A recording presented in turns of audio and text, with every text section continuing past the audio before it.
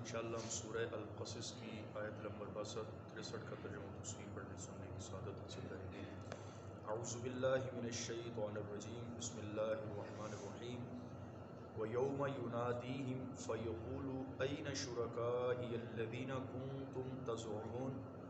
قَالَ الَّذِينَ حَقَّ عَلَيْهِمُ الْقَوْلُ رَبَّنَا هَؤُلَاءِ الَّذِينَ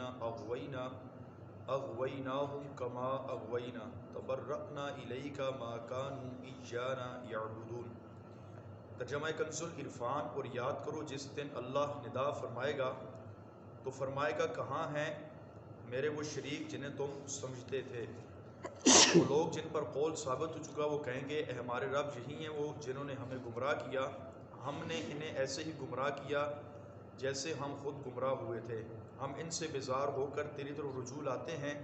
یہ ہماری عبادت نہ کرتے تھے۔ آیت کریمہ کا خلاصہ یہ ہے کہ قیامت کے دن اللہ تبارک و تعالی مشرکین کو ڈانٹتے ہوئے ندا کرے گا اور ان سے فرمائے گا کہاں ہیں جنہیں تم دنیا میں میرا شریک سمجھتے تھے۔ یہ سن کر عام کفار کے بجائے گمراہوں کے سردار اور کفر کے پیشوا جن پر جہنم کا عذاب واجب ہو چکا ہے کہیں گے ہمارے رب یہی ہماری پیروی کرنے والے وہ لوگ ہیں جنہوں نے ہمیں شرک کی طرف بلا کر گمراہ کیا اور ہم نے انہیں گمراہ کیا تو اسی طرح گمراہ ہو گئے جیسے ہم خود گمراہ تھے۔ اس سے ان کی مراد یہ ہوگی کہ جیسے ہم نے اپنے اختیار سے گمراہ ہوئے اسی طرح یہ لوگ بھی اپنے اختیار سے گمراہ ہوئے، کیونکہ ہم نے تو صرف انہیں بقایا تھا، گمراہی پر مجبور نہیں کیا تھا، اس لیے ہماری اور ان کی گمراہی میں کوئی بھی فرق نہیں ہے۔ ہم ان سے اور جس کفر کو انہوں نے اختیار کیا اس سے بیزار ہو کر تیری طرف رجوع لاتے ہیں، یہ ہماری عبادت نہ کرتے تھے بلکہ یہ اپنی خواہشوں کے پیچھے چلتے اور اپنی شہوتوں کی اطاعت گزار لوگ تھے۔ تو قیامت والے دن کفار جنہوں نے دوسرے کفار کو گمراہ کیا ہوگا وہ خود اس بات کے انکار ہو جائیں گے اور اللہ تبارک و تعالیٰ کے حضور عرض کریں گے کہ ہم لوگ ان لوگوں سے بیزار ہیں۔ اس آیت کریمہ کا بنیادی جو شان نزول ہے یہ آیت مبارکہ کفار کے متعلق نازل ہوئی ہے، اور وہ کفار کہ جو بتوں کو اپنا خدا مانتے ہیں، بتوں کے آگے جھکتے ہیں، یہ ان کے حق میں آیت مبارکہ نازل ہوئی ہے۔ اب اس آیت مبارکہ کو حضرات اولیاء کرام، حضرات انبیاء کرام علیہ السلام کی ذاتوں پر جو فٹ کر کے اہل سنت پر شرک کا فتویٰ اس آیت مبارکہ سے نہیں لگایا جائے گا، کیونکہ جمہور بلکہ اکثر مفسرین کرام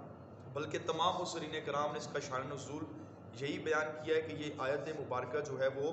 بتوں کے حوالے سے نازل ہوئی ہے، اولیاء کرام کے حوالے سے نازل نہیں ہوئی ہے، کیونکہ کوئی بھی مسلمان کسی بھی ولی کے مزار پہ جا کے اس سے جو حاجت اللہ کے تبارک و تعالیٰ کی بارگاہ میں اس کا وسیلہ دے کر جو حاجت مانگتا ہے تو وہ اس کو خدا نہیں سمجھتا بلکہ اس مزار کے اندر تشریف فرما ولی کو اللہ تبارک و تعالیٰ کا ولی سمجھ کر، اللہ تعالیٰ کا نیک بندہ سمجھ کر جو ہے اللہ تبارک و تعالیٰ کی بارگاہ میں اس کا وسیلہ پیش کرتا ہے۔ تو کوئی بھی مسلمان کسی بھی ولی کو خدا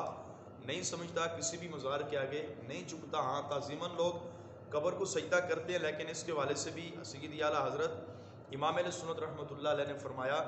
کہ جب بھی کسی مزار پر جایا جائے تو کم و بیش 4 ہاتھ آپ دور قبر سے کھڑے ہو کر جو ہے اہل مزار کو آپ سلام کریں اور وہیں سے کھڑے ہو کر آپ دعا کریں۔ قبر وغیرہ کو فرمایا نہ چوما جائے کہ فتنے کا